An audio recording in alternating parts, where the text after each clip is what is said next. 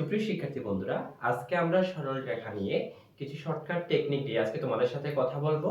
আসো আমরা যদি সরল রেখার মধ্যে আমরা এই এই সরল রেখা 3x 7y 2 0 সরল রেখার উপর লম্ব এবং এত বিন্দুগামী সরল রেখার সমীকরণ কত, অর্থাৎ মানে একটা সরল রেখার সমীকরণ দেওয়া আছে এবং এত বিন্দু দিয়ে যায়, এটা লম্ব রেখার সমীকরণ কত।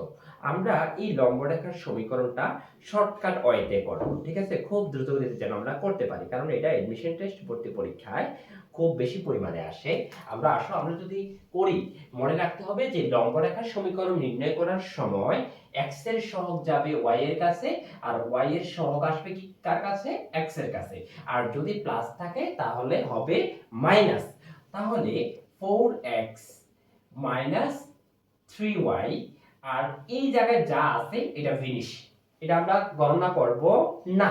তারপর আমরা কি করব, এই 4 এই x এর জায়গায় আমরা কি করব 2 বসাবো, মাইনাস এই 3 y এর জায়গায় বিন্দুটা কত আছে 1, এই 1 বসাবো। তারপর আমাদের কত আসলো 4x 3y আর 4 দোকানে 8, 3 একে 3।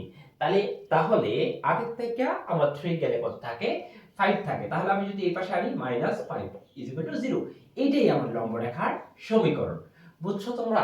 এবার আসো আরেকটা, যে এত সরল রেখার সমান্তরাল এবং এত বিন্দুগামী সরল রেখার সমীকরণ নির্ণয় করো। অর্থাৎ একটা সরল রেখার সমীকরণ দেওয়া আছে, এত বিন্দু দিয়ে যায়, তার সমান্তরাল সরল রেখার সমীকরণটা বের করতে বলা হয়েছে। অর্থাৎ আমরা কিভাবে বের করব, যে সমান্তরাল সরল রেখার ক্ষেত্রে শুধু ধ্রুবকটা যেটা আছে এটাকে আমরা বাদ দেব, গণনা করব না, ঠিক আছে? এই যেভাবে আছে আমরা ঠিক এইভাবেই রাখবো। রাখার পর আমরা কি করব, এই 3 এই x এর জায়গায় আমরা বিন্দুটা বসাইয়া দিব, 2 a 7 আর y এর জায়গায় আমরা এই 1টা বসাইয়া দিব। বসানোর পর এই জায়গায় আমরা যদি এটাকে ক্যালকুলেশন করি, 3 দোকানে 6 আর কত 7, 6 আর 7 এ যোগ করলে হচ্ছে কত 13। তাহলে 13 কে এই পাশে পক্ষান্তর করি, তাহলে কত আসছে 13 -13 0। এটাই সমান্তরাল সরল রেখার সমীকরণ। বুঝতে পারছো? তোমরা এই শর্টকাট টেকনিকটা অ্যাপ্লাই করবা। অ্যাপ্লাই করলে অর্থাৎ ভর্তি পরীক্ষায় তুমি খুব দ্রুত গতিতে তোমরা এটা দিতে পারবা। এটা এমন কোনো পাবলিক বিশ্ববিদ্যালয়ে নেই এই দুইটা কোশ্চেন আসে নাই, এটা খুব বেশি পরিমাণে আসছে।